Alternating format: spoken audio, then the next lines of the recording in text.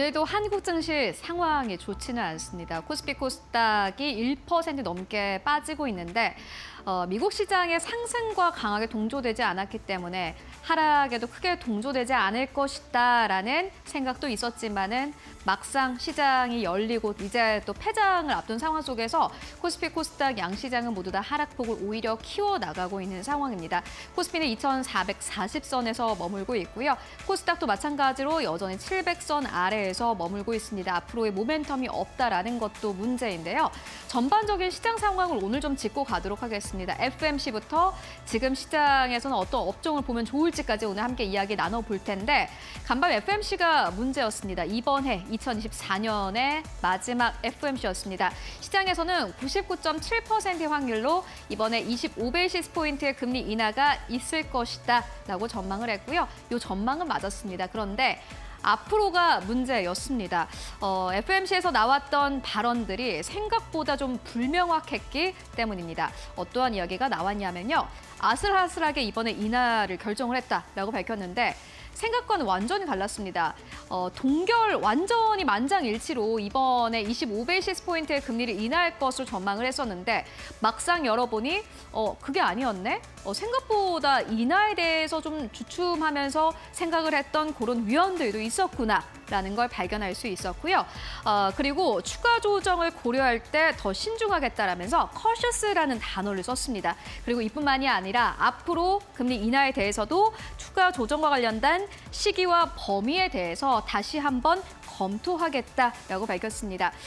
이러한 발언들이 또 겹쳤고 이뿐만이 아니라 내년에 75베이시스 포인트의 금리 인하를 예상을 했었지만은 그게 아니라 50베이시스 포인트의 금리 인하를 전망한다라고 밝히면서 시장에서는 실망 매물이 아주 큰 폭으로 나왔습니다. 신영증권에서는 이렇게 이야기를 했습니다. 정돈되지 못한 연준의 전망이 시장에 부담을 줬다라고 이야기를 했습니다.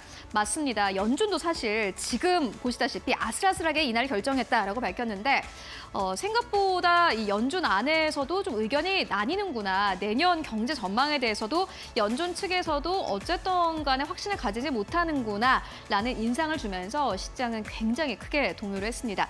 다만 지금 금리 인하에 대해서 좀 긍정적으로 생각해 볼 부분도 있다라는 리포트가 나왔는데요. 이어서 만나보시죠. KB증권에서는요, 오히려 지금 이 시점에서는 이 주식 비중을 확대하라라는 투자 의견을 내기도 했습니다. 왜 내년에 연준이 75베이시스 포인트의 금리 인하가 아니라 50베이시스 포인트의 금리 인하를 전망을 했을까요? 이걸 좀 역으로 따라가다 보면은 쉬워집니다. 75베이시스 포인트의 금리 인하를 처음으로 전망을 했을 때는 내년에 경기 하강이 예상이 됐었습니다. 금리를 빠르게 올렸기 때문에 경기가 좀 침체 국면으로 들어갈 것이다라는 전망이 나왔는데 막상 미국 경기는 굉장히 강한 것으로 보여집니다.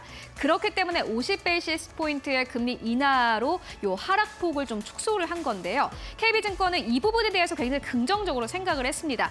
어쨌든 간에 기준금리를 인하를 할 테고 또 휘발유 가격도 하락을 하고 내구재 교체 수요도 있기 때문에 소비 좋고 투자도 좋다. 그런 측면에서 미국 안에서의 수요는 굉장히 탄탄하고 또 내년에 트럼프 2기가 집권을 하게 되고 또 공화당이 현재 석권을 한 상태인데 그렇게 되면은 당연히 정책이 활발하게 나올 수밖에 없습니다. 통화 완화, 재정 축소로 봤을 때 결국에는 지금 금리 인하의 성격이 명목 성장을 베이스로 하고 있기 때문에 미국 경기가 강하다라는 것을 베이스로 하고 있고 이것만 봤을 때는 사실 지금의 좀 시장이 흔들리는 것은 일시적인 현상이다라는 그런 리포트를 냈습니다.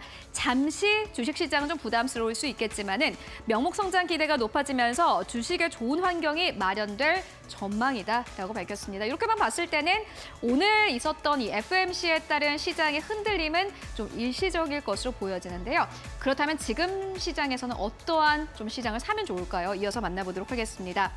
NH투자증권의 리포트를 저희가 가지고 왔는데 여러 가지 기준으로 비교를 해봤습니다. 6개 국가를 비교를 했다고 하는데요. 미국, 유럽, 일본, 그리고 한국, 중국, 인도를 비교를 해봤더니 냉정하게 말을 했을 때는 사실 지금 이 시점에서는 밸류에이션 메리트가 존재하는 시장은 없었다라고 밝혔습니다. 미국 좋긴 하지만은 너무 빠르게 올라왔고 유럽 같은 경우에는 실적 부분의 개선이 없고 일본도 역시나 마찬가지로 펀더멘털 개선이 정체된 상황이고요. 한국은 말할 것도 없습니다. 실적 개선에 대한 우려감이 있는 상황이고 중국도 역시나 마찬가지로 약간 좀 턴어라운드 반등 국면에 있습니다만은 밸류에이션이 중립 수준에 있다라고 밝히기도 했습니다. 그렇다면은 KB증권에서 이야기를 했던 주식 비중을 확대하라.